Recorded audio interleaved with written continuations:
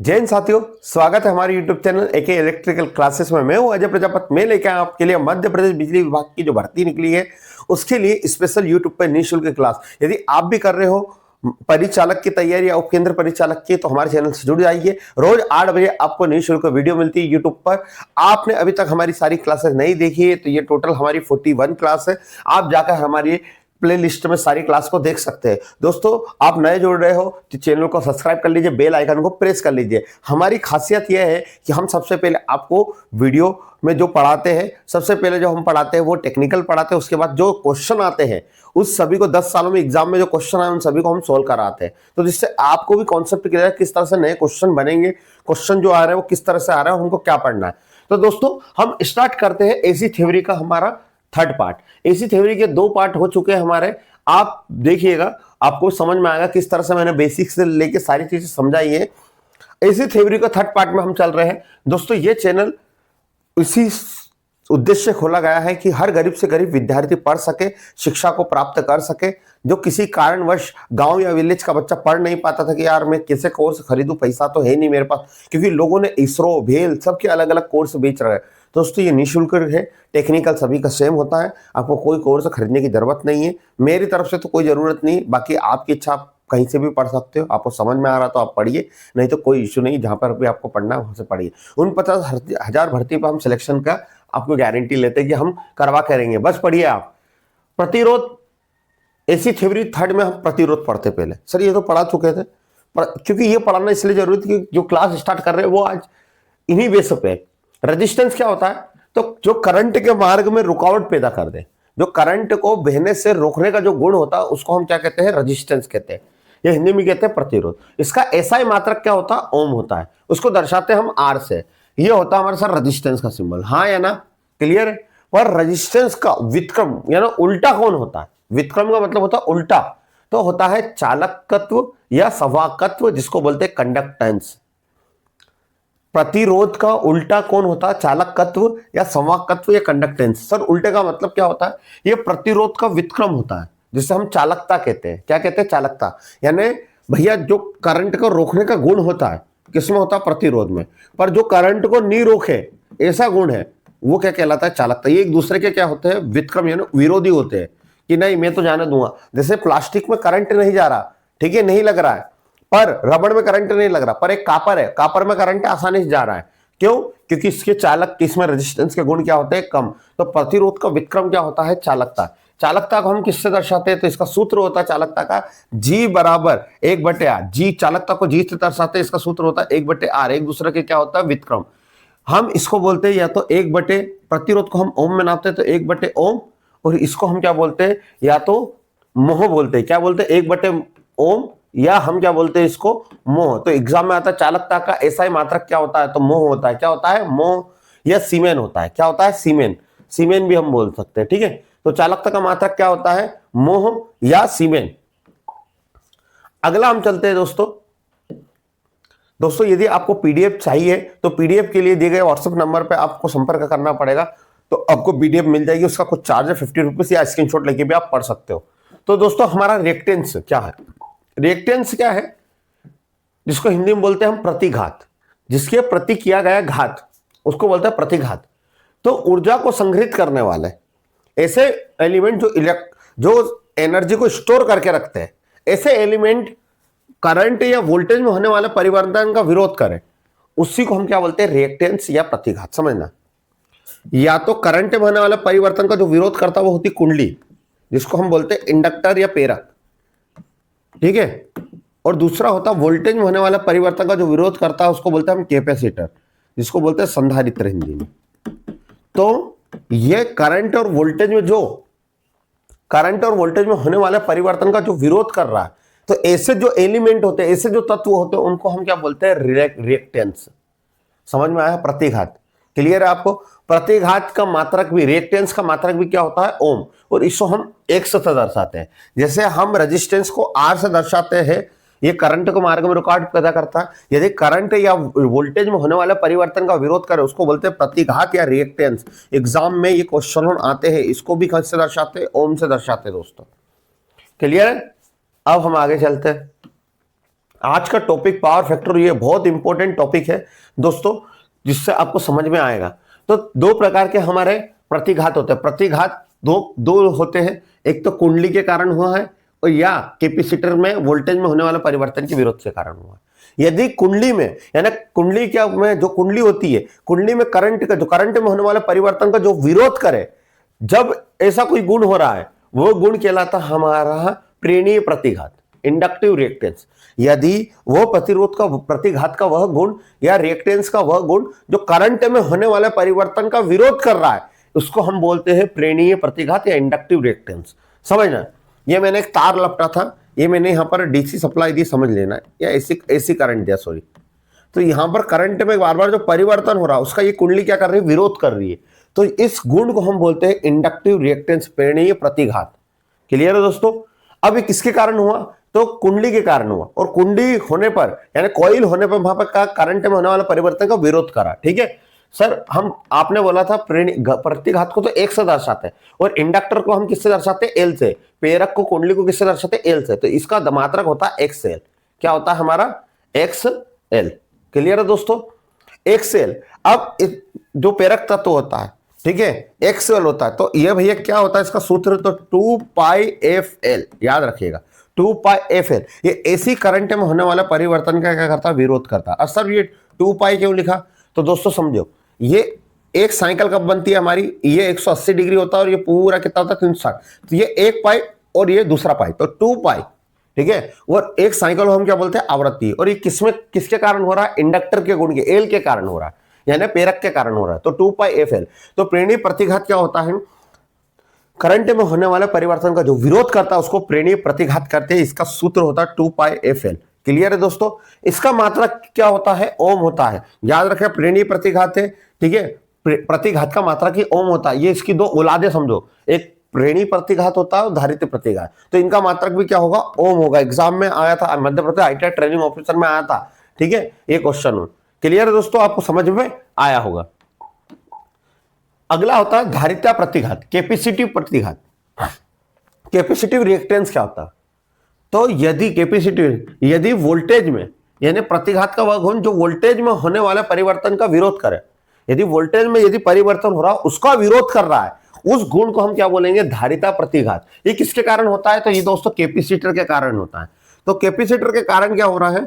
यदि हमने किस सर्किट में कैपेसिटर है, तो वो वोल्टेज में होने वाले परिवर्तन का क्या करेगा? विरोध होगा। भाई मैं परिवर्तन नहीं होने दूंगा वोल्टेज में, तो इस गुण को हम बोलते हैं कैपेसिटिव रिएक्टेंस या धारिता प्रतिघात। दोस्तों समझ में आ रहा होगा। इसको हम कैसे दर्शाते हैं? तो एक्स सी, एक्स को हम प्रतिघात को दर्शाते हैं, रिएक्टेंस को दर्शाते हैं, और सी को बताते हैं कैपेसिटेंस। तो इसको बोलते हैं कैपेसिटिव रिएक्टेंस या धारिता प्रतिघात। इसका सूत्र क्या होता है? तो 1/2 पाई एफ सी। क्लियर है दोस्तों? कोई कंफ्यूजन होना नहीं चाहिए। इसका भी मात्रक क्या होता है? तो इसका मात्रक भी हो क्या होता है? ओम। क्लियर है? इतनी बात समझ में आई होगी। ठीक है दोस्तों, वीडियो पसंद आए तो वीडियो को लाइक करें और चैनल को भी सब्सक्राइब करें, और एक प्यारा सा कमेंट्स करें, जिससे एक मोटिवेशन मिले। आपको यदि ऐसा लग रहा है कि हम नहीं पढ़ा पा रहे सही ढंग से, तो प्लीज हमें बताइए। एक आप ही मोटिवेशन की तरह हमको पता चलता है कि हमें कितना और मेहनत करनी है। तो आपका एक कमेंट से हमको एक मोटिवेशन देता है कि इससे और अच्छी वीडियो बनाए आपके लिए। तो दोस्तों ये टॉपिक इसलिए भी इंपॉर्टेंट हो जाता है, एग्जाम में क्वेश्चन आते आते हैं। दूसरा होता है ससेप्टेंस, जिससे प्रतिरोध का उल्टा होता है चालकता। प्रतिरोध करंट को रोकता है, चालकता बोलता नहीं मैं तो करंट में तो जाने दूंगा। वैसे ही प्रतिघात जो करंट और वोल्टेज में होने वाले परिवर्तन का जो विरोध हो रहा है ना, उनको बोलता नहीं मैं विरोध नहीं करने दूंगा। कैसा कर लेगा कोई विरोध मेरा? तो उस गुण को बोलते हैं ससेप्टेंस। तो याद रखना, प्रतिरोध, प्रतिघात यानी रिएक्टेंस का विक्रम उल्टा होता ससेप्टेंस। हिंदी में बोलते हैं अनुकार्यता, पर आपको इंग्लिश में याद रखना है, क्योंकि कहीं कहीं कभी कभी हिंदी में लिखा आता ससेप्टेंस, लिख सकते हैं। ठीक है, ससेप्टेंस। इसको 20 से दर्शाते हैं। किससे दर्शाते हैं? 20 से।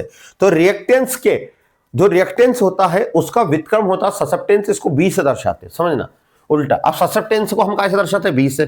किसका उल्टा होता है? हमारा प्रतिघात। प्रतिघात को हम किससे दर्शाते हैं? एक्स से। ठीक है, तो दोस्तों जैसे हमारा रेजिस्टेंस इसका ओम था, तो वैसे ही प्रतिघात का मात्रक क्या था? ओम। तो हम 1/ओम को बोलते हैं मोह। क्या बोलते हैं? मोह। और या सीमेन। क्या बोलते हैं? सीमेन। तो ससेप्टेंस का मात्रक क्या होगा? मोह होगा या सीमेन होगा। क्लियर है दोस्तों? समझ में आया होगा। अगला है दोस्तों, ससेप्टेंस भी कितने प्रकार के होते हैं। तो जो करंट और वोल्टेज में होने वाला परिवर्तन का विरोध जो हो रहा उसको विरोध ना होने दे, जो करंट और वोल्टेज में परिवर्तन जो हो रहा जो विरोध कर रहा उसको विरोध नहीं करने दे, तो उसको बोलते हैं ससेप्टेंस। और इसमें भी दो प्रकार के ससेप्टेंस होते हैं।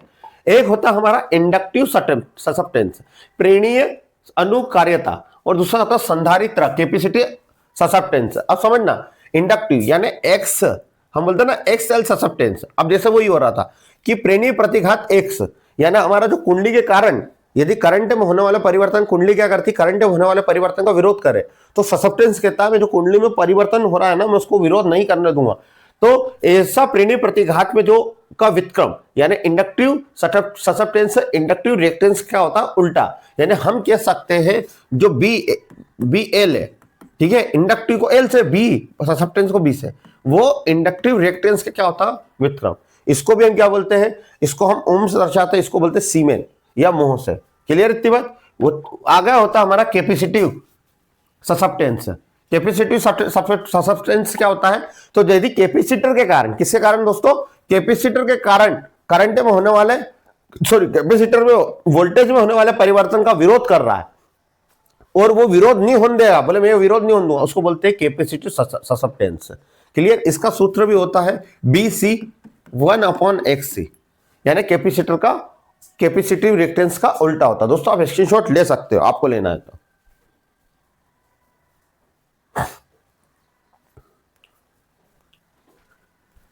आशा करता हूं आपने स्क्रीनशॉट ले ली होगी। दोस्तों वीडियो पसंद आ रही है तो वीडियो को जरूर लाइक करें, चैनल को सब्सक्राइब करें, क्योंकि ये पार्ट में से एग्जाम में क्वेश्चन आते हैं। मैं जो आखिरी में फॉर्म फैक्टर पढ़ूंगा, पावर फैक्टर क्या होता है, पावर फैक्टर क्या होता है, ये सारी चीजें किस पे निर्भर करता है, तो ये सारी चीजें।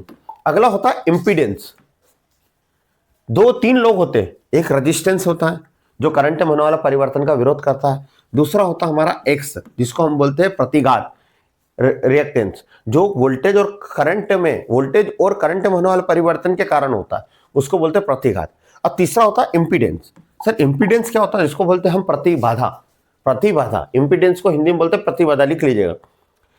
ऐसा सर्किट जिसमें रेजिस्टेंस या तो कुंडली या कैपेसिटर, ऐसा कोई सर्किट है जिसमें कम से कम ये 2 लोग हो, या तो रेजिस्टेंस हो, या तो इंडक्टर हो, या कैपेसिटर। इन तीनों में से कम कितने लोग होना चाहिए, 2 लोग हो। यदि इनके कारण अवरोध डाला गया सर्किट में, यदि रोका गया है, यदि करंट को रोका गया, वोल्टेज को रोका गया, इन 2 में से कोई 2 को यूज करे या तीनों को, कम से कम 2 तो होना चाहिए, तो उसको हम क्या बोलते हैं, इंपीडेंस है प्रतिबाधा। ओमी रेजिस्टेंस आर, कुंडली एल और संधारित्र सी में से 2 या 2 से अधिक एलिमेंट के द्वारा डाला गया अवरोध, डाली गई रुकावट, उसी को हम क्या बोलते हैं, इंपीडेंस। और इंपीडेंस को भी हम किससे दर्शाते हैं, हमारा आर से, ओम से। किससे, ओम से। क्लियर है। इसका भी मात्रक क्या होता है, ओम होता है। क्लियर है। और इंपीडेंस को हम जेड से प्रदर्शित करते हैं। इंपीडेंस को यहां पे लिख लीजिएगा, धेनी। इंपीडेंस को हम किससे प्रदर्शित करते हैं, जेड से। क्लियर है। तो यहां पर इंपीडेंस क्या होता है, जब कोई एसी सर्किट में, यानी एसी सर्किट में यदि कैपेसिटर लगा हो आपका, या कुंडली लगी, या रेजिस्टेंस, या कम से कम तीनों में से कम कितने लोग लगे, 2, तो दोनों के कारण या तीनों के कारण जो अवरोध हो रहा है, या रुकावट हो रही है करंट में, उस गुण को हम बोलते हैं इंपीडेंस या प्रतिबाधा। क्लियर है। इसको का भी एसआई मात्रक क्या होता है, ओम होता है। इसको जेड से दर्शाते हैं। ये एक काल्पनिक प्रतिरोध होता है जो धारिता यानी जो कैपेसिटर और कुंडली के कारण होता है। क्लियर है दोस्तों। अब इसका सूत्र क्या होता है तो मैं पहले बता देता हूं। ये देखो, तीनों एक जुड़े हुए एक सर्किट में, कुंडली भी है, कैपेसिटर भी, रेजिस्टेंस, हाँ है ना। इन तीनों के कारण यहां पर क्या हो रही है, रुकावट हो रही है। इसी को बोलेंगे हम इंपीडेंस, उसको जेड से दर्शाएंगे। अब दोस्तों इसका सूत्र क्या होगा इंपीडेंस का, तो देखिए इंपीडेंस का सूत्र, ये हमारा क्या है, इंपीडेंस सबसे बड़ा क्या होता है, इंपीडेंस, क्योंकि तीनों है, हाँ है ना। यहां हमारा रेजिस्टेंस है, क्या है, रेजिस्टेंस, और यहां हमने ले लिया एक्स, क्या ले लिया, एक्स यानी प्रतिघात, यहां ले लिया प्रतिघात यानी रिएक्टेंस जिसको एक साथ, या प्रतिबाधा यानी इंपीडेंस जिसको जेड बोलते हैं, और ये रेजिस्टेंस। आप पाइथागोरस थ्योरम क्या कहती है, कर्ण का वर्ग, ये सबसे बड़ी भुजा क्या बोलते हैं, कर्ण।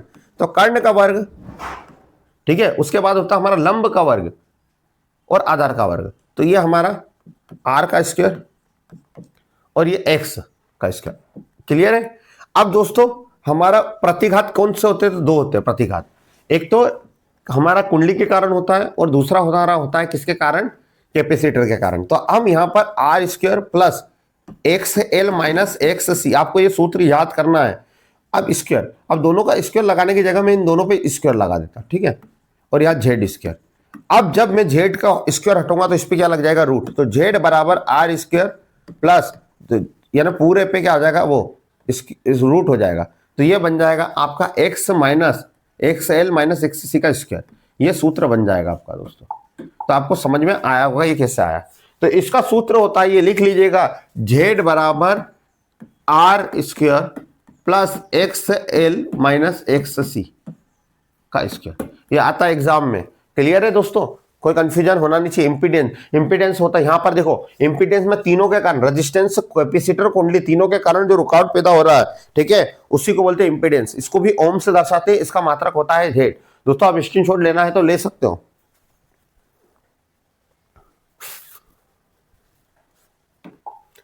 आगे चलते हैं हम दोस्तों।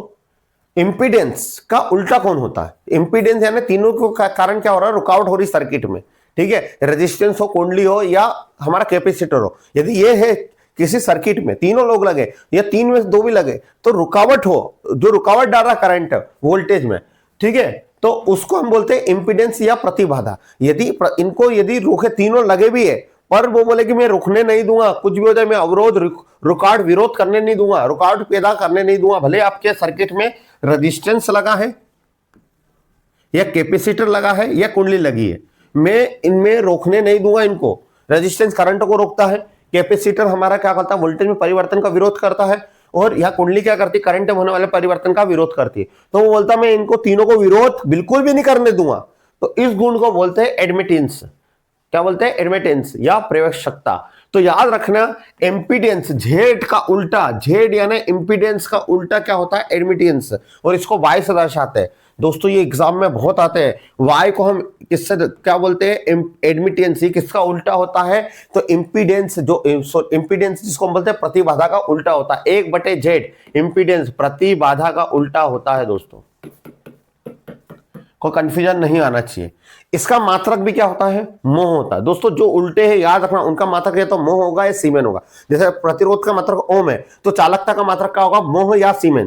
क्लियर है, कोई कंफ्यूजन? वैसे ही यहां पर जो इंपीडेंस है वो किसका उल्टा होता है, हमारा प्रतिबाधा का व्युत्क्रम होता है। इसको 1/जेड बोलते हैं। अब इसका सूत्र उल्टा हो जाएगा, बस कुछ नहीं करना है आपको, सूत्र याद करना नहीं है, कोई दिक्कत नहीं। इसको बच्चा कंफ्यूजन होता है, इसलिए मैं इसको नहीं बताता, क्योंकि एग्जाम में इससे आते भी नहीं है, ठीक है।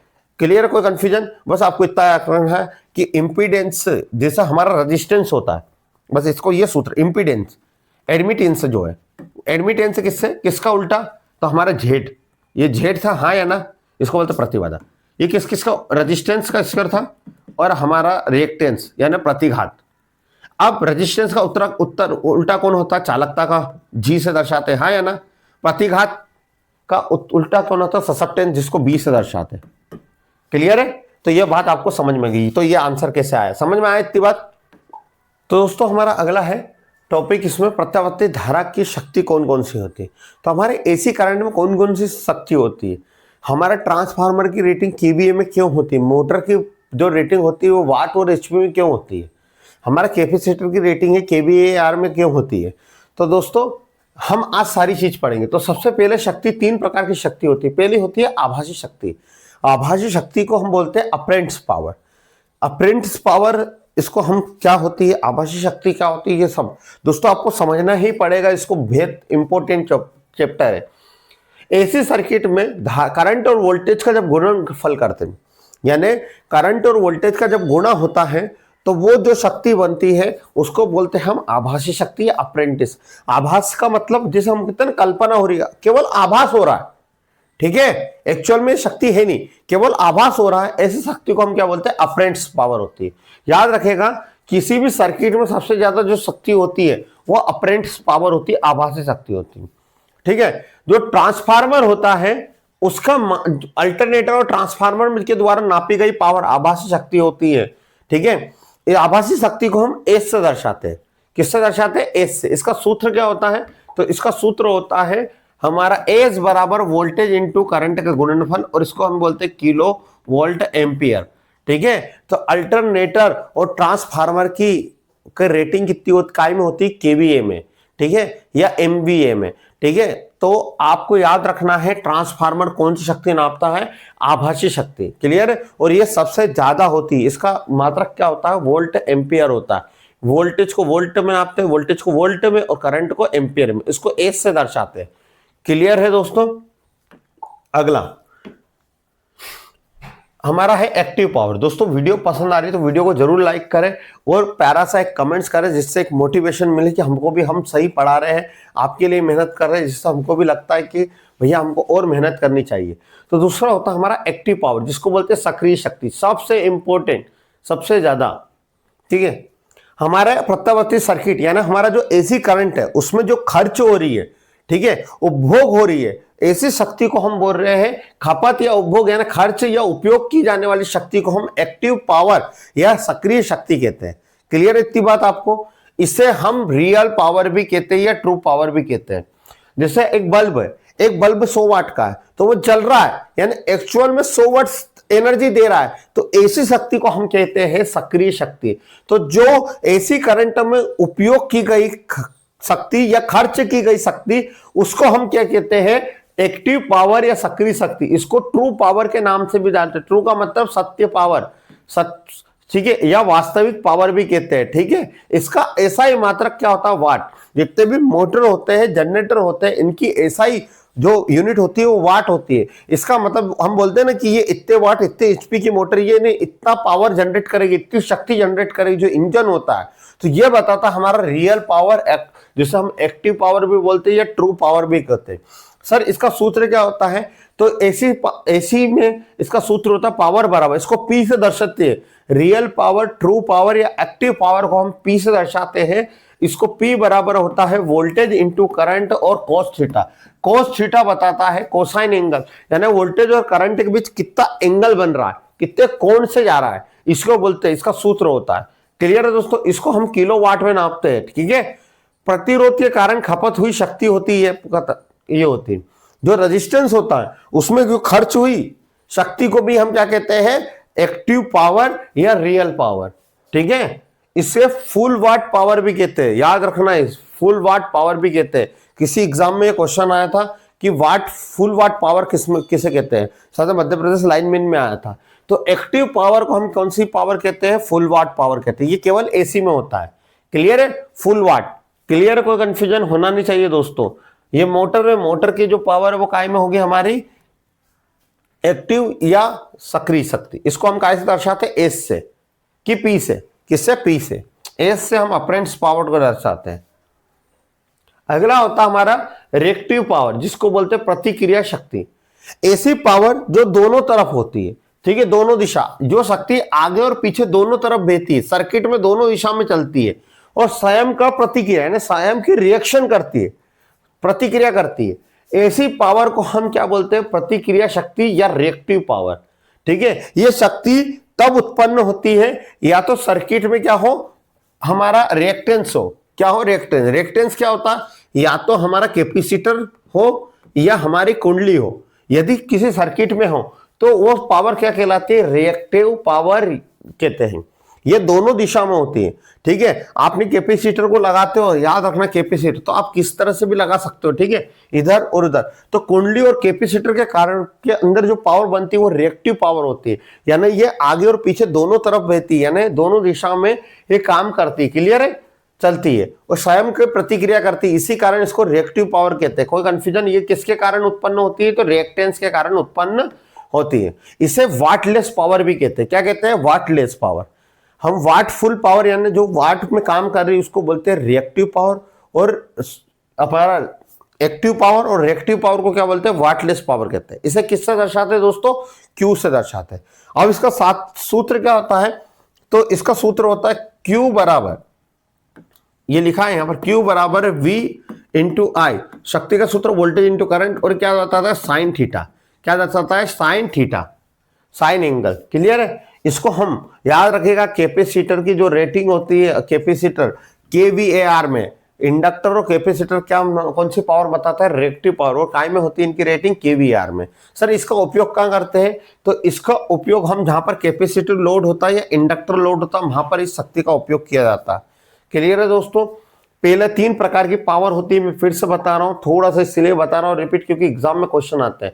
आभासी पावर, आभासी ऐसी पावर जहां पर क्या होता है, वोल्टेज और करंट का गुणा का होता है, यानी केवल हमारी कल्पना पर होता है। ये सारी चीजें कल्पना की गई है कि ऐसा पावर होता है। ऐसी पावर को हम बोलते हैं आभासी, या इंग्लिश में बोलते हैं अप्रेंटिस पावर। इसको एस से दर्शाते हैं। वोल्टेज और करंट का गुणा होता है, जो हमारा ट्रांसफार्मर और अल्टरनेटर होता है, ठीक है, वो कौन सी पावर जनरेट करता है, आभासी। जैसे समझो आपने बोला कि एक ट्रांसफार्मर है, वो 230 वोल्टेज है, ठीक है, अब उसको हमने स्टेप डाउन बनाया, स्टेप डाउन यानी 120 पर, तो वो 120 के आसपास दे रहा, ठीक है, यानी कल्पना करी है हमने कि इतने तार लपेटने के बाद आउटपुट इतना आ सकता, ठीक है।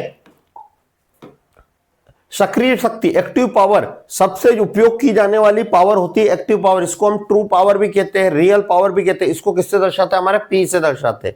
सबसे ज्यादा पावर होती है हमारी अप्रेंट पावर, याद रखना।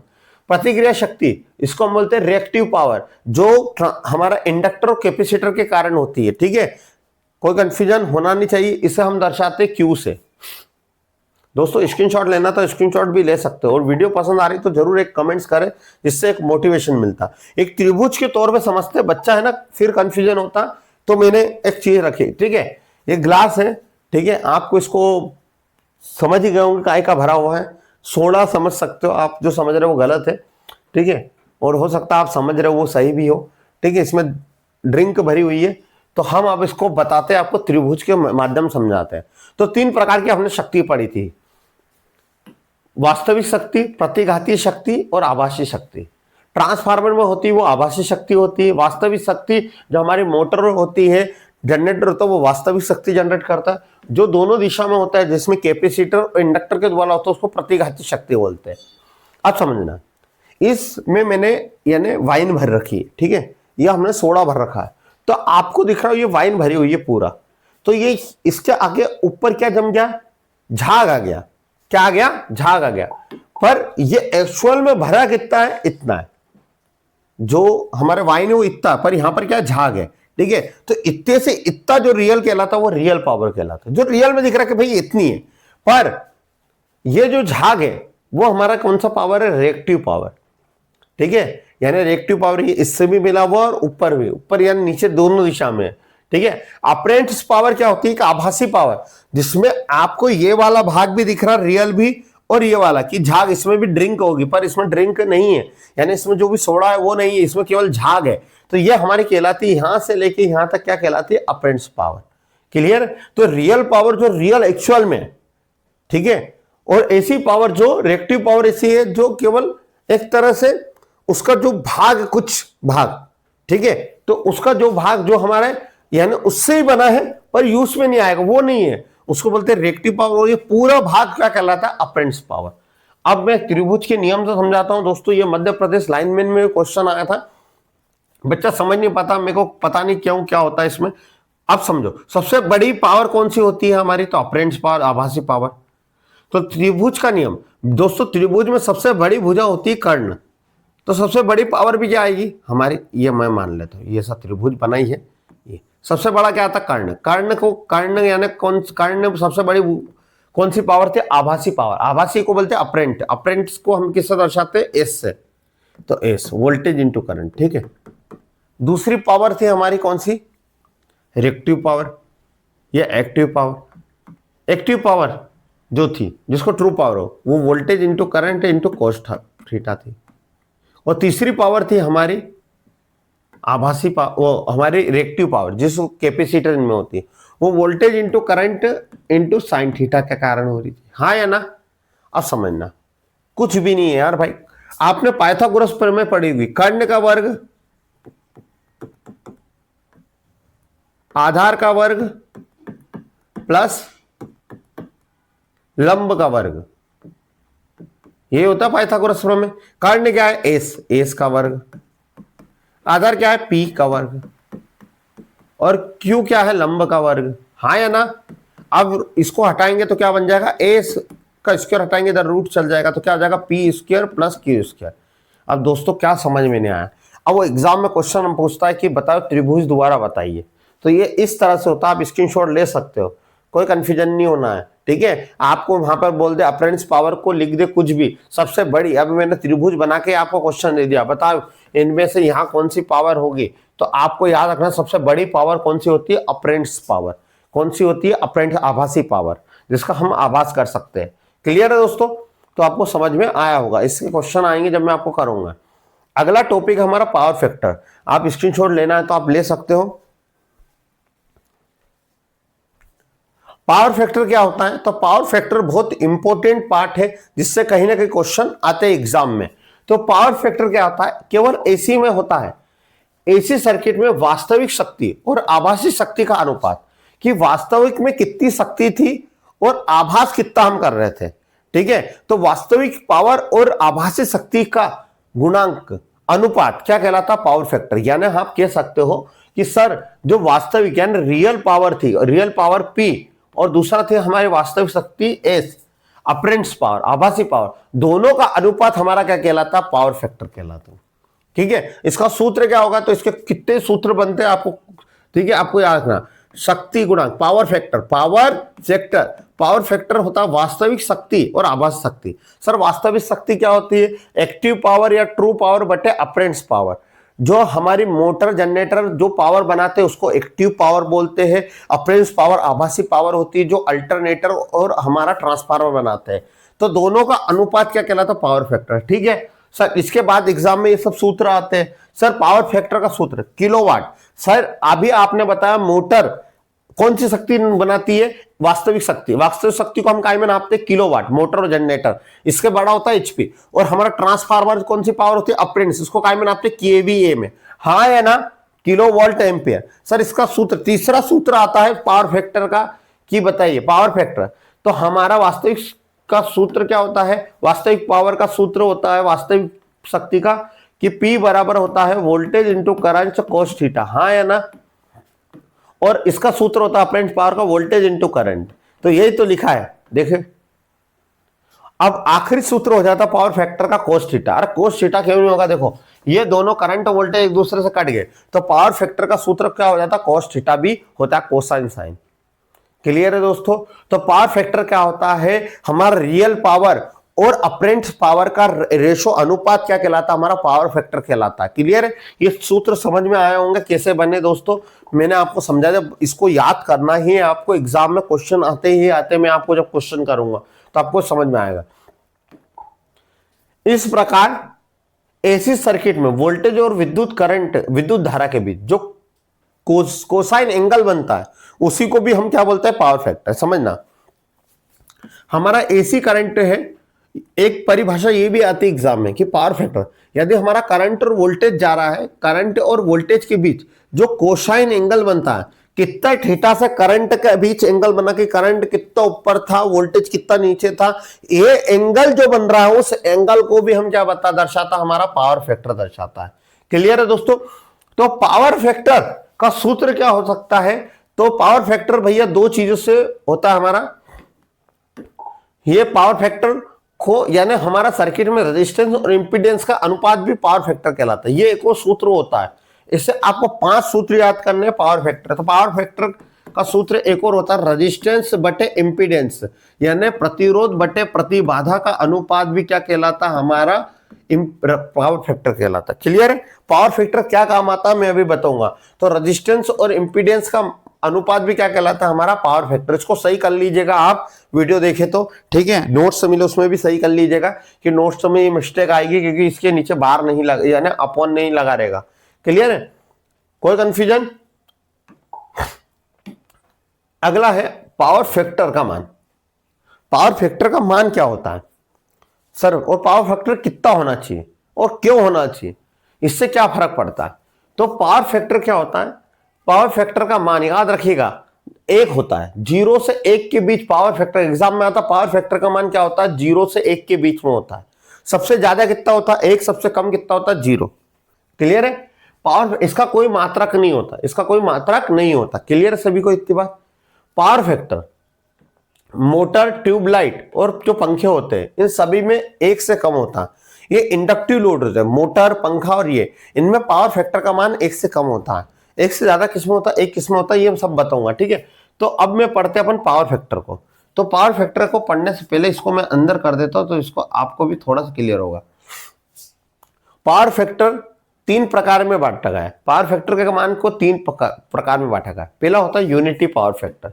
यूनिटी का मतलब होता है एक, पावर फैक्टर का मान का क्या आता है, एक।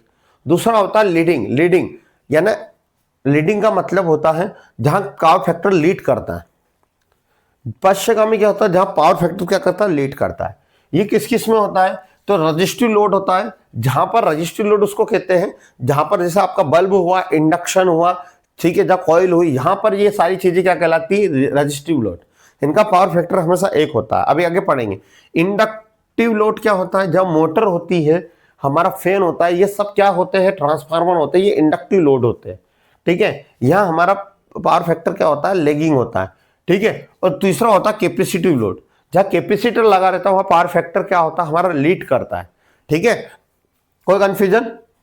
अब आगे 3 प्रकार के होते हैं। पहला होता है unity power factor. Unity power factor किसको कहते हैं, यदि किसी सर्किट में केवल रेजिस्टेंस हो, ठीक है, रजिस्टिव लोड हो। रजिस्टिव लोड क्या होता है, बल्ब हो गया, इंडक्टर कॉइल हो गई, या हमारा क्या हो गया, हीटर हो गया, ये सभी क्या कहलाते हैं, रजिस्टिव लोड। यहां पर कोई कैपेसिटर भी नहीं होता और यहां पर कोई क्या होता है, कॉइल, इंडक्टर, यानी कोई इंडक्टर भी नहीं होता, कुंडली भी नहीं होती। ठीक है, ऐसे को हम बोलते हैं यूनिटी पावर फैक्टर। जब किसी सर्किट में यानी कैपेसिटिव रिएक्टेंस और हमारा इंडक्टिव रिएक्टेंस बराबर होते हैं, उसी को हम क्या बोलते हैं, हमारा इकाई power factor, unity power factor. समझना, ये हमारा पावर फैक्टर, जैसे मान लो ये 3 सर्किट लगे, इसमें रेजिस्टेंस भी है, कैपेसिटर भी है और हमारा कुंडली भी, तो ये दोनों क्या हो जाएंगे, बराबर।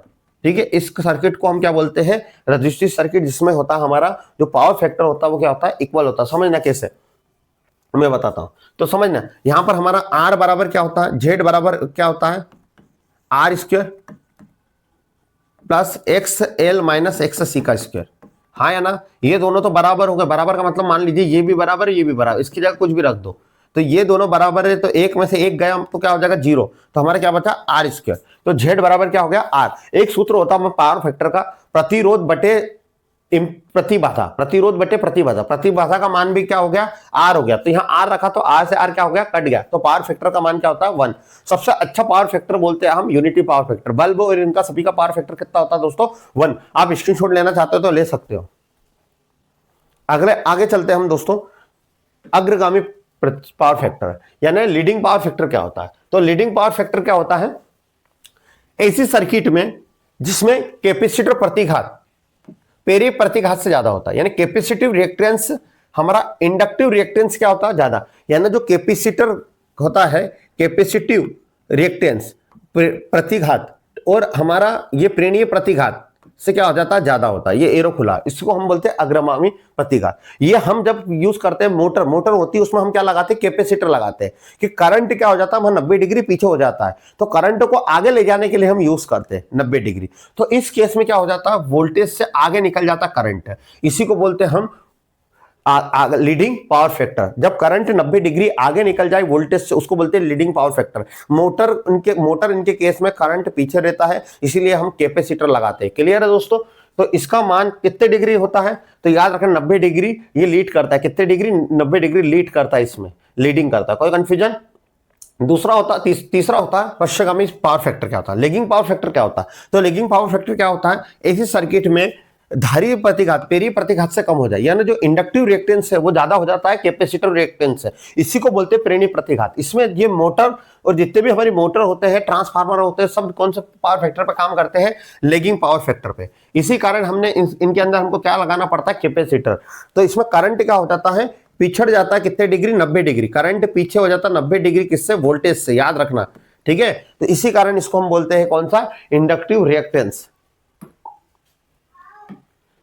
अब पावर फैक्टर का सर क्या मतलब है, तो पावर फैक्टर के बहुत सारे उपयोग। यदि पावर फैक्टर सर कम होता है तो क्या काम है, तो पावर फैक्टर यदि कम नहीं होना चाहिए, यदि कम हो रहा है तो पावर फैक्टर, यदि हम जो शक्ति देते हैं, ठीक है, वो पावर का मान क्या हो जाएगा, घट जाएगा। जैसे मान लीजिए आपने 100 वाट दिया तो उसके पास 100 वाट नहीं पहुंचेगी। तो पावर फैक्टर कम होने के कारण बहुत सारे नुकसान होते हैं, जिसके कारण क्या होता है, जो करंट होता है, विद्युत धारा का मान बढ़ जाता है, जिसके कारण कॉपर लॉस होता है।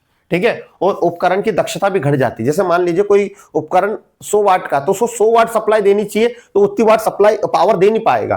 तो याद रखने, यदि हमारा पावर फैक्टर का मान बढ़ जाए तो उसके कारण कॉपर लॉस होता है। क्या होता है? कॉपर लॉस का मान, यदि पावर फैक्टर का मान कम हो जाए तो कॉपर लॉस होगा। जैसे ट्रांसफार्मर है, ट्रांसफार्मर की वाइंडिंग क्या होने लगेगी, वाइंडिंग में कॉपर का क्या होने लगेगा, लॉस हो जाएगा, जिसके कारण उसकी जो काम करने की दक्षता, जितना अच्छा आउटपुट देना चाहिए उतना आउटपुट नहीं देगा।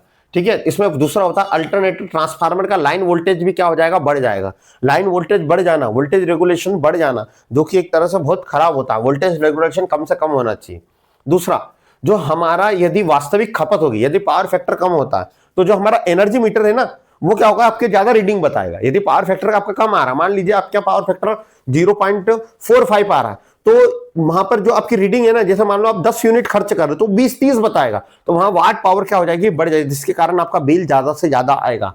ठीक है, यदि हम पावर फैक्टर कम होता है तो आपको अधिक करंट के लिए जो बाहर ट्रांसमिशन लाइन जा रही है, ठीक है, एल्यूमिनियम को, उन वायर को और मोटा करना पड़ेगा, तो इसलिए हमको पावर फैक्टर ज्यादा रखना पड़ता है। ये सब कारण है। ठीक है, अब पावर फैक्टर को कैसे बढ़ा सकते हैं, तो दोस्तों एग्जाम में आता पावर फैक्टर को कैसे बढ़ा सकते हैं। तो पावर फैक्टर को बढ़ाने के लिए हम करंट, संधारित्र में प्रवाहित करने वाली करंट को हम आगे ले जाते हैं। ठीक है, हम कैपेसिटर लगाते हैं। ठीक है, जिसके कारण क्या हो जाता है, जो न्यूट्रलाइजेशन रिएक्शन होती है, जिसके कारण क्या होता है, लोड बढ़ जाता है, पावर फैक्टर इंक्रीज हो जाता है। दूसरा, एक मोटर होती है अवर एक्साइटेड मोटर, सिंक्रोनस मोटर, याद रखना, अवर एक्साइटेड सिंक्रोनस मोटर, जिसका उपयोग करके हम लाइन में पावर फैक्टर को बढ़ा सकते हैं। इसका उपयोग हम जो ट्रांसमिशन लाइन होती है और बड़े बड़े इंडस्ट्री होती है, उसमें अवर एक्साइटेड सिंक्रोनस मोटर का यूज करके हम पावर फैक्टर को बढ़ा सकते हैं। ये लाइन के समांतर में जोड़ते हैं। याद रखना, पावर फैक्टर बढ़ाने के लिए जो कैपेसिटर उसको पैरेलल में जोड़ते हैं। याद रखना, पावर फैक्टर बढ़ाने के लिए हम मोटर हो या कैपेसिटर, उसको काम में लगाते हैं, पैरेलल में लगाते हैं। पावर फैक्टर का अधिकतम मान, हम क्वेश्चन पे चलते दोस्तों। आप पहला क्वेश्चन का आंसर दीजिए, आप पूछ करके दीजिए फटाक से। तो पहले क्वेश्चन का आंसर क्या, पावर फैक्टर का अधिकतम मान कितना होता है, 1, ज्यादा 0 से 1 के बीच होता है पावर फैक्टर का मान। रजिस्टिव लोड का कितना होता है हमारा, 1 होता है। ठीक है, और कैपेसिटिव लोड का कितना होता है, 90 डिग्री होता है, यानी लेगिंग होता है। और कैपेसिटिव लोड का लीडिंग होता है, इंडक्टिव लोड का लेगिंग होता है। अगला दूसरा क्वेश्चन, एसी सर्किट में सक्रिय शक्ति और वास्तविक शक्ति का अनुपात क्या कहलाता है। मध्य प्रदेश लाइनमैन 2018 में क्वेश्चन आया था। तो पावर एसी सर्किट में सक्रिय शक्ति को हम क्या बोलते हैं, रियल पावर या अवास्तविक यानी आभासी पावर का अनुपात क्या कहलाता है, हमारा पावर फैक्टर। क्या कहलाता है, पावर फैक्टर। तो पावर फैक्टर है इसमें, हाँ, ये शक्ति घटक, जिसको हम बोलते हैं पावर फैक्टर। अगला क्वेश्चन है हमारा, पावर फैक्टर का मान किसके बीच होता है। तो पावर फैक्टर का मान 0 से 1 के बीच होता है। ठीक है, बिहार पीसीएल में आया था क्वेश्चन। अगला क्वेश्चन है दोस्तों, वीडियो को लाइक कर दीजिए और एक प्यारा सा कमेंट्स कर दीजिए यदि समझ में आ रहा तो। एसी सर्किट में पावर घटक, पावर फैक्टर निम्नलिखित किसके बराबर होता है। पावर फैक्टर किसके बराबर होता है, डीएमआरसी और हरियाणा के लाइनमैन में पूछा था ये। पावर फैक्टर किसके बीच बताता है, तो वोल्टेज और करंट के बीच कोसाइन एंगल को दर्शाता है, कोसाइन एंगल। ठीक है, तो वोल्टेज और करंट के बीच क्या बताता है, कोसाइन एंगल। ठीक है, इसी को हम क्या बोलते हैं, पावर फैक्टर। ये अपन ने भी परिभाषा पढ़ी थी। अगला क्वेश्चन है हमारा, वोल्टेज और करंट के बीच कोसाइन एंगल क्या बताता है। तो कोसाइन एंगल हमारा बताता है पावर फैक्टर। तो कोसाइन एंगल, अच्छा इन्होंने बोले वास्तविक शक्ति क्या होता है, तो हमारा समझो कोसाइन, वास्तविक शक्ति होती है voltage into current into cosine sine theta. तो वास्तविक शक्ति जिसको रियल पावर बोलते हैं, वही हमारा क्या होता है, कोसाइन एंगल। अगला क्वेश्चन है, किसी सर्किट में प्रतिक्रिया शक्ति, रिएक्टिव पावर किसके द्वारा दी जाती है। तो किसी सर्किट में प्रतिक्रिया शक्ति किसमें होती है, हमारे जो कैपेसिटर होते हैं, कुंडली होती है, उसमें प्रतिक्रिया शक्ति होती है रिएक्टिव पावर। रिएक्टिव पावर को हम किससे दर्शाते हैं, तो क्यू से दर्शाते हैं। क्यू बराबर होता है voltage into current into sine theta. ठीक है, ये दोनों तरफ, दोनों दिशा में होती है। अब इसमें सूत्र देख लीजिए आप, क्यू बराबर कौन सा है, साइन थीटा, ये वाला। क्लियर है।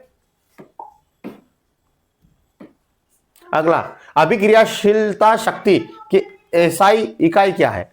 अभिक्रिया शक्ति, तो अभिक्रियाशील शक्ति क्या होती है, तो पहला होता है हमारा कौन सा होता है, पहला होता है हमारा आभासी शक्ति, दूसरा होता है हमारे कौन सी, रियल पावर, और तीसरा होता है रिएक्टिव पावर को अभिक्रियाशील शक्ति कहते हैं, जिसकी एसआई यूनिट क्या होती है, केवीआर।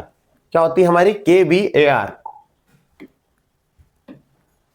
यदि आरएलसी सर्किट में फेज एंगल अग्रामी हो तो बताइए, तो फेज एंगल हमारा लीडिंग पावर फैक्टर होता है, तो उसमें क्या होता है कैपेसिटी। तो हमारा पहले यूनिटी पावर फैक्टर, इकाई पावर फैक्टर कब होता है, जब हमारा एक्स एल यानी इंडक्टिव रिएक्टेंस और कैपेसिटी प्रतिघात दोनों बराबर हो।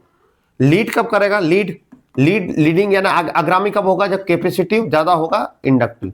लेग कब करेगा, लेग यानी पीछे कब रहेगा, जब इंडक्टिव रिएक्टेंस ज्यादा हो कैपेसिटिव से। तो देखो इसने पूछा अग्रामी में कैपेसिटर ज्यादा होना चाहिए, कौन सा, ये वाला। क्लियर है दोस्तों। एक शुद्ध कैपेसिटर एसी सर्किट के लिए निम्न में कौन सा मात्रक सही है, तो कैपेसिटेंस में करंट क्या होता है 90 डिग्री लीड कर जाता है। कैपेसिटिव सर्किट में करंट 90 डिग्री क्या कर देता है, लीड कर जाता है, किससे, वोल्टेज से। देखो है कोई option, lead by voltage 90 degree, D वाला।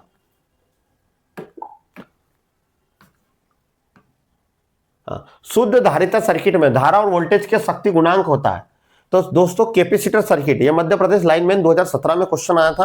इन्होंने बोला है कैपेसिटर सर्किट धारिता सर्किट है, उसमें करंट और वोल्टेज का शक्ति गुणा। तो दोस्तों कैपेसिटर जहां होता है वहां वोल्टेज क्या करता है हमारा, करंट क्या करता है, लीड करता है कितने डिग्री, 90 डिग्री, किससे, वोल्टेज से। यहाँ पर हमारा कैपेसिटर रिएक्टेंस ज्यादा होता है, किससे, इंडक्टिव रिएक्टेंस यानी प्रेरणीय प्रतिघात से ज्यादा होता है। अब इसको अग्रगामी और कितना डिग्री, तो पावर फैक्टर का सूत्र क्या होता है, voltage into current cos theta. Cos theta 90 का मान होता है हमेशा 0, तो पावर फैक्टर क्या आ जाएगा 0। पर कैसा होगा, लीड, तो शून्य और लीड। कैपेसिटर के काम में क्या आ जाएगा, अग्रामी और शून्य यानी लीड करेगा, ठीक है। एडमिशन किसका व्युत्क्रम होता है, तो दोस्तों एडमिटेंस व्युत्क्रम किसका होता है आप बताइए। तो इंपीडेंस का व्युत्क्रम क्या होता है हमारा, एडमिटेंस। इंपीडेंस क्या होता है, रेजिस्टेंस, या तो रेजिस्टेंस, कुंडली और कैपेसिटर, तीनों के कारण क्या हो रहा है, रुकावट पैदा कर रहा है तो उसको बोलते हैं इंपीडेंस। इसका उल्टा जो रोकने का विरोध ना करे उसको बोलते हैं एडमिटेंस। अब भी मध्य प्रदेश लाइनमैन में आया था क्वेश्चन, ठीक है, आप ध्यान से पढ़िएगा, आपको सारे आंसर मिलेंगे। ससेप्टेंस किसका व्युत्क्रम, इसका आंसर दीजिए दोस्तों, इसरो में आया था क्वेश्चन।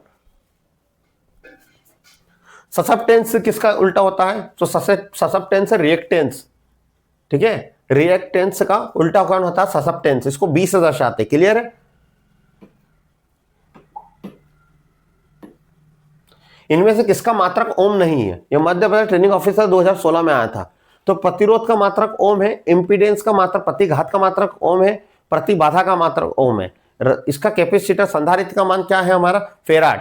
क्लियर है दोस्तों, तो इसका आंसर आएगा 4। ऐसी सर्किट की औसत पावर क्या होगी, ठीक है, औसत पावर, एवरेज पावर। तो हमारा जो पावर का सूत्र क्या होता है, टेक्निकल हेल्पर इन सभी डीएमआरसी में सूत्र आया था, voltage into current into cos theta. ये हमारा औसत पावर, जिसको वास्तविक पावर कहते हैं, वास्तविक पावर। दोस्तों वीडियो को लाइक कर दीजिए, कैसी लगी बताइएगा, जिससे हमको भी समझ में आए। केवीआर निम्नलिखित में से किसकी इकाई, technical helper Madhya Pradesh lineman 2018 DMRC, ठीक है, टेस्टिंग असिस्टेंट। तो केवीआर केवीएआर यानी वीएआर है। तो दोस्तों याद रखिएगा, ये बताता हमारा कौन सा हमने पढ़ा था, कौन सी पावर होती है, एक तो आभासी पावर होती है ट्रांसफार्मर वाली, वो क्या बताता है हमारा, क्या बताता है केवीए में, ठीक है। हमारा होता है वास्तविक पावर क्या होती है हमारी इकाई में बताती है केडब्ल्यू यानी मोटर की। और जो हमारे कैपेसिटर की पावर होती है वो केवीआर में होती है, जिसको हम बोलते हैं, क्या बोलते हैं, एक तो आभासी अप्रेंस पावर, वास्तविक पावर या रिएक्टिव पावर। अब रिएक्टिव पावर क्या होती है, केवीआर होती है, ठीक है। अभिक्रियाशील पावर, तो इसमें कौन सा सक्रिय, प्रतिघाती शक्ति। कौन बताता, प्रतिघातीय शक्ति बताता है, इसको बोलते हैं प्रतिघाती शक्ति दोस्तों। वोल्टेज और धारा के वर्ग माध्य मूल आरएमएस का गुणनफल क्या कहलाता है ना। एमपीपीजीसीएल यूपीपीसीएल 2018 में क्वेश्चन पूछा था, अब बताइएगा इसका आंसर। तो दोस्तों वोल्टेज और करंट के वर्ग माध्य मूल यानी आरएमएस वैल्यू का गुणनफल कौन कहलाता है, तो कौन सी शक्ति कहलाती है हमारी आरएमएस वैल्यू, तो वास्तविक शक्ति कहलाती है। कौन सी शक्ति कहलाती है, वास्तविक शक्ति, रियल पावर कहलाती है। अगला, निम्नलिखित में से कौन सा सत्य है, पावर फैक्टर का आपको सूत्र पता होना चाहिए। तो पावर फैक्टर बराबर क्या होता है, पावर फैक्टर बराबर हमारा होता है कि किलोवाट वास्तविक शक्ति अपन आभासी शक्ति, हाँ या ना। तो ये दोनों तो बराबर होते हैं, ये भी सही बोला इनमें से, ठीक है। दूसरा, ये एक दूसरे के बटे में होते हैं। दूसरा क्या होता है, केडब्ल्यू, यदि केडब्ल्यू निकालना है तो केडब्ल्यू इधर चला गया, केडब्ल्यू नीचे आ गया, नहीं ये गलत हो जाएगा, ठीक है। हाँ, आप केवीए वाला, केवीए ये इधर चला गया, केवीए, ठीक है, KVA upon केडब्ल्यू upon power factor, शक्ति गुणांक। तो यह आंसर आ जाएगा हमारा डी। देखो केवीए आभासी शक्ति किलोवाट इंटू है, अच्छा ये तो इंटू है, ये भी इंटू है, ये भी इंटू है, तो ये तीनों गलत हो जाएंगे दोस्तों, ये दोनों बराबर हो जाएंगे, ये दोनों बराबर होते हैं, इन्होंने ऐसा बताया पावर फैक्टर का, ठीक है ये सही होगा। फिर के डब्ल्यू अपन के इंटू के किलोवाट, किलोवाट इंटू केवी लिखा ना, केवी ए होगा यहाँ, केवी ए इंटू शक्ति गुणा के डब्ल्यू, अरे ये सही है ना, सॉरी सॉरी सॉरी, ये तीसरा सही है हमारा, तीसरा। पावर फैक्टर बराबर क्या होता है, तो पावर फैक्टर बराबर होता है हमारा वास्तविक शक्ति, वास्तविक शक्ति बटे कौन सी शक्ति, आभासी शक्ति, ठीक है। तो पावर फैक्टर बराबर शक्ति गुणांक हो जाएगा के डब्ल्यू अपन के वी ए, ठीक है। पावर फैक्टर में इसमें गुणा कर देंगे हम किसका, के वी ए का, और ये आ जाएगा हमारा के डब्ल्यू। तो के डब्ल्यू बराबर क्या हो जाएगा हमारा, के V A into power factor, ये वाला सूत्र देखो, ठीक है ये हो जाएगा। हम मुझे थोड़ा सा ये लगा था यार ये बराबर कैसे आ गया। एसी सर्किट में अगर वोल्टेज और करंट के बीच फेज अंतर 90 डिग्री है तो बताइए कौन सी शक्ति होगी, अधिकतम, शून्य, स्थिर या न्यूनतम, ठीक है। तो पावर फैक्टर में यदि वोल्टेज या करंट के फेज एंगल 90 डिग्री है तो वो कौन सी शक्ति, अधिकतम, शून्य या स्थिर या न्यूनतम। तो वोल्टेज और करंट के बीच समझो पावर बराबर होता है वोल्टेज इंटू वास्तविक शक्ति, क्या होता है voltage into current cos theta. Cos theta के 90 डिग्री का मान हमेशा कितना होता है 1, कोस थीटा का 90 डिग्री का मान कितना होता है 0 ना कि 1, 0 डिग्री का होता है 1। तो किसी में आप 0 का गुणा करेंगे तीनों में तो पावर क्या हो जाएगी हमारी 0, तो इसका आंसर क्या आ जाएगा, पावर बराबर 0। यदि किसी सर्किट में पावर फैक्टर 1 है तो प्रतिघाती शक्ति क्या होगी, अब समझाओ। प्रतिघाती शक्ति वहां पर क्या मानते हैं हम, शून्य मानते, क्या मानते, शून्य। अभी मैंने बताया यूनिटी पावर फैक्टर में प्रतिघाती यानी केवल रेजिस्टेंस हो जिस में उसको बोलते हैं यूनिटी पावर फैक्टर। वहां पे इंडक्टिव रिएक्टेंस और कैपेसिटिव रिएक्टेंस हमेशा क्या होता है बराबर, तो वहां पर मानेंगे 0, शून्य। एक शुद्ध ओमी प्रतिरोध और वोल्टेज फेज और करंट फेज के मध्य कौन सा डिग्री का कोण होता है, तो दोस्तों हमारे पास 90 डिग्री का कोण होता है। कितने डिग्री का, एक शुद्ध ओमी प्रतिरोध, वोल्टेज का फेज और करंट है। अच्छा ये बोल रहा है एक रजिस्टिव प्रतिरोध है जिसमें वोल्टेज और करंट के बीच कितने डिग्री का अंतर होता है, तो हमने पढ़ा था रजिस्टिव लोड जो होता है उसमें करंट और वोल्टेज के बीच हमेशा 0 डिग्री का अंतर होता है। एक साथ करंट ऊपर जाता है, एक साथ करंट नीचे जाता है, इसलिए इसका पावर फैक्टर भी कितना होता है, voltage into current into cos theta. Cos theta यदि 0 डिग्री का मान कितना होता है, कोस में 1, तो पावर फैक्टर क्या होता है रजिस्टिव लोड का 1। तो यदि रजिस्टिव सर्किट है, ओमी प्रतिरोध सर्किट है, तो उसमें कितने डिग्री का अंतर होता है, फिर 0 डिग्री का, ठीक है। ये मध्य प्रदेश लाइनमैन, यूपीपीसीएल, एमपीपीटीसीएल 2018 इन सभी में क्वेश्चन आया था। अगला क्वेश्चन है एसी सर्किट में एक शक्ति गुणांक अग्रगामी है तो परिपथ में यदि शक्ति गुणांक पश्चगामी तो परिपथ होगा, इसका आंसर दीजिए दोस्तों।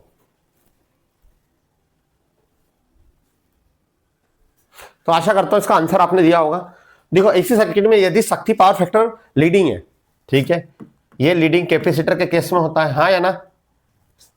यदि शक्ति गुणांक पश्चगामी हो तो सर्किट कैसा होगा, तो पश्चगामी होता तो हमारा कैसा हो जाता, इंडक्टर ज्यादा हो जाता किससे, कैपेसिटर से, यानी प्रेरणीय प्रतिघात क्या हो जाता है, प्रेरणीय प्रतिघात ज्यादा होगा किससे, पश्चगामी हो तो परिपथ में क्या हो जाएगा, प्रेरणीय प्रतिघात, हाँ प्रेरणीय प्रतिघात, और क्या होगा धारिता। यदि इसी सर्किट में शक्ति गुणांक अग्रगामी तो परिपथ होता है, और यदि तो परिपथ, यदि शक्ति गुणांक अग्रगामी हो तो परिपथ हो, और यदि शक्ति पश्चगामी तो परिपथ हो, यानी आगे और पीछे दोनों हो तो हमारा क्या क्या होता है इसमें, धारिता और प्रतिघात। तो इसमें ये कोई यदि अग्रगामी हो तो सर्किट में हमारे ये आएगा फिर, ठीक है। अग्रगामी हो तो क्या होगा, यदि पश्चगामी तो पश्चगामी में क्या आएगा, इंडक्टिव रिएक्शन ज्यादा होता है, डी आंसर आएगा इसका, क्या आएगा, डी। अगला क्वेश्चन है हमारा, ऐसी सर्किट में के डब्ल्यू अपन के का अनुपात क्या दर्शाता है। के डब्ल्यू किसको दर्शाता है, वास्तविक शक्ति को, वास्तविक शक्ति, और केवीए किसको दर्शाता है, आभासी शक्ति। दोनों का अनुपात क्या कहलाता है, power factor. Madhya Pradesh ITI TO ISRO इनमें सभी में पूछा गया था दोस्तों ये क्वेश्चन। एसी सर्किट में पेरी प्रतिघात विकसित है तो उस शक्ति को क्या करते हैं, तो दोस्तों यदि किसी शक्ति में पेरी प्रतिघात शक्ति है, मध्य प्रदेश लाइनमैन में पूछा था, इंडक्टिव रिएक्टेंस है, यानी कुंडी के कारण होने वाला करंट का परिवर्तन का विरोध कर रहा है, तो उस शक्ति को हम कौन सी शक्ति कहते हैं? अभिक्रियाशील शक्ति कहते हैं, वास्तविक शक्ति नहीं कहते हैं। अभिक्रियाशील शक्ति या प्रतिघात शक्ति कहते हैं। इसको हम किससे दर्शाते हैं? यदि कुंडली या कैपेसिटर के कारण होता है, ठीक है, इसको हम कैसे दर्शाते हैं? हम क्यू से दर्शाते हैं, जिसका सूत्र होता है V I into sine theta.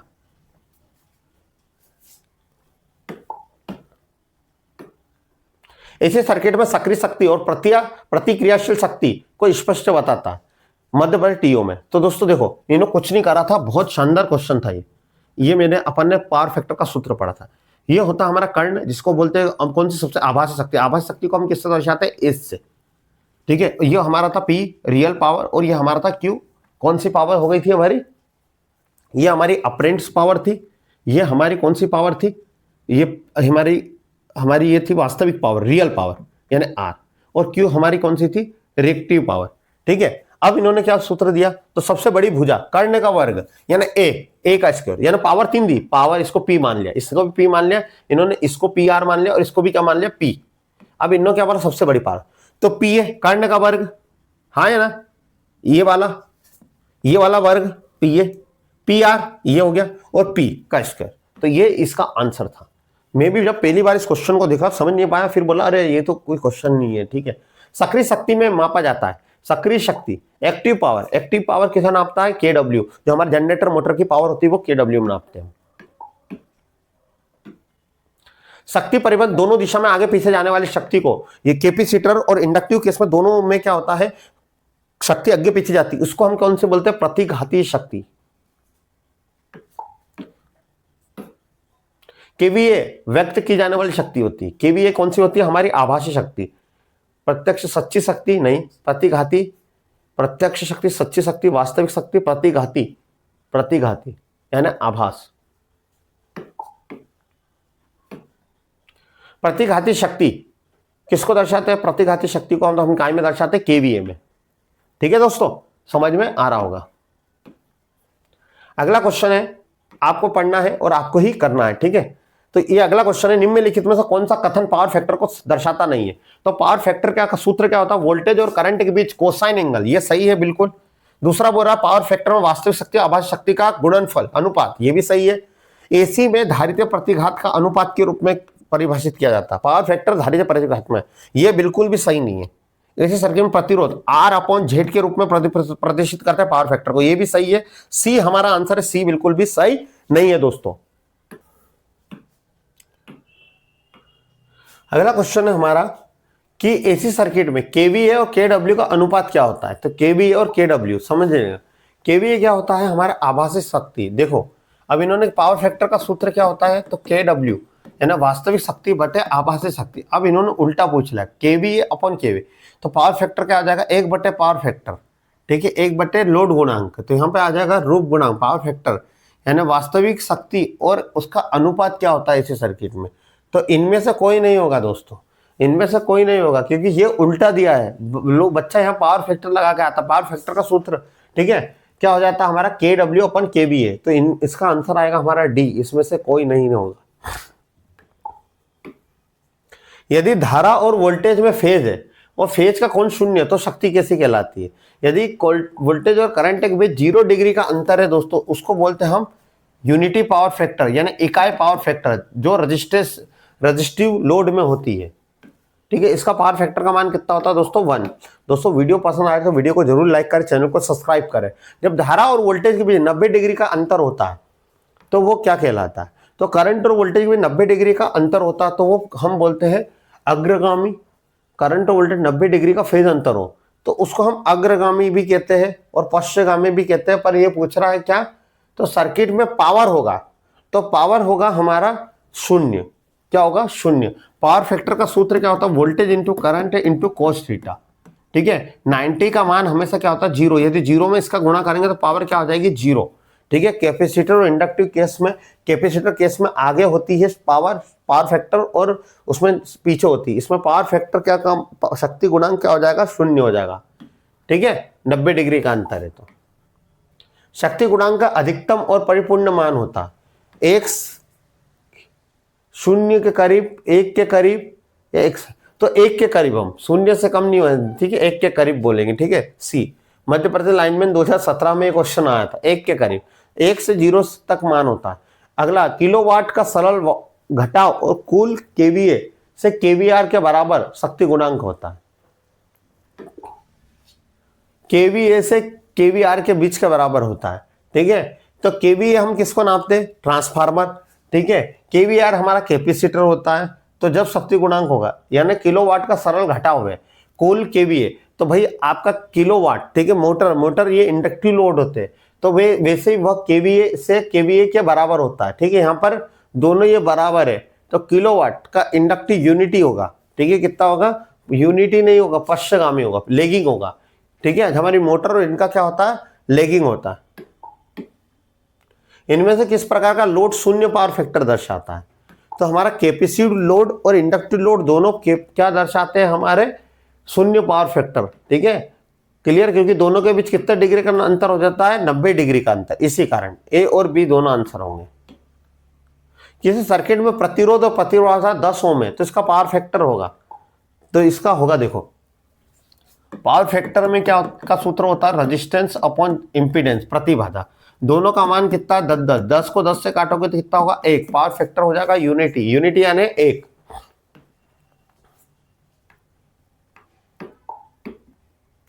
प्रतिरोध और प्रतिबाधा का अनुपात क्या कहलाता है? Madhya Pradesh training officer, ALP testing assistant, इनमें पूछा था। उसको रेजिस्टेंस बटे इंपीडेंस, प्रतिबाधा का अनुपात क्या कहलाता है हमारा दोस्तों? Power factor. एक परिपथ में